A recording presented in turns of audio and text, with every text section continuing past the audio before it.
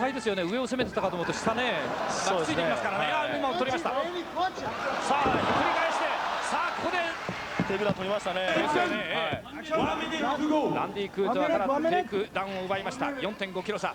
軽いのはもちろんジェレミー・ホーンであります。これでもう印象が良くなりましたね。はいはい。ここでしましたね。一つ、腕しか逆十字架。And in October, I mean, here, so for August, Arona, October, rings King of Kings Japan. You fight a guy from Portland, Oregon named Randy Couture. Yes. This is 1 year.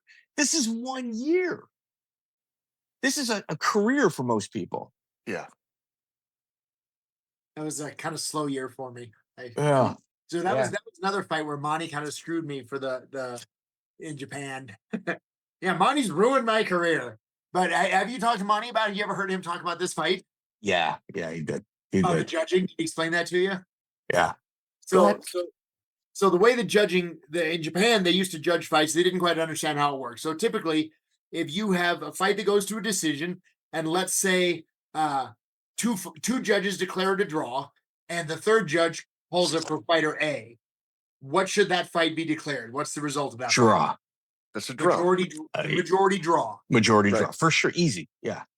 The Japanese didn't do that. They would say, okay, two judges have it a draw. What does the third judge think? Fighter A, cool. Fighter A wins. That's how they scored it.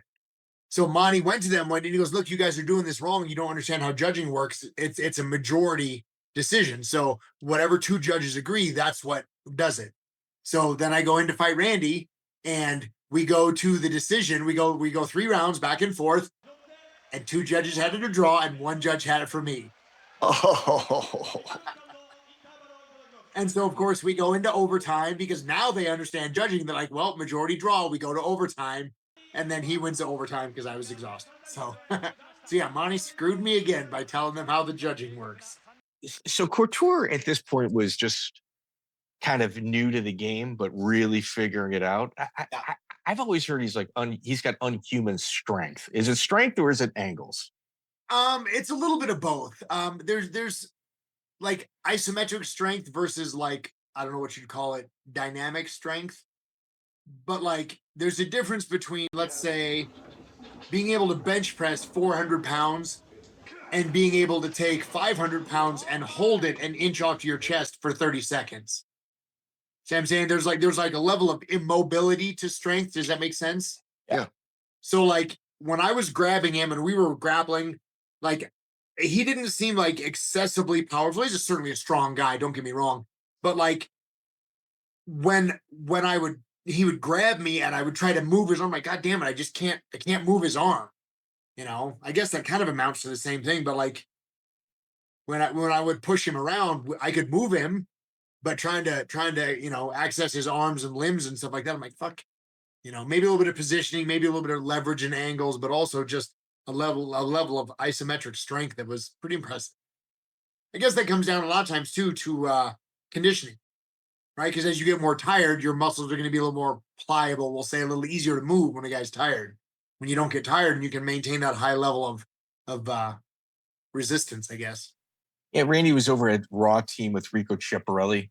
Another impossible interview. Like he gives 0 interviews. I don't think he cares to give interviews. But his the team that he assembled back then may have been the best in the world. Yeah, he had some talented including guys. Brazil. I mean, including what was happening in Brazil. Yep. Did you ever get any mat time with him? No. I remember hearing about him, and obviously, you know, knew Chuck Randy and Dan and all those guys in Linland. But yeah, I mean, that was kind of after Rico kind of, I don't know, stepped away or changed gears or whatever. But yeah, I never got a chance to work with him. So that's your 2000, which is insane. And your 2001, you fight 9 times. And it appears that the UFC brings you back to build a rematch with Liddell.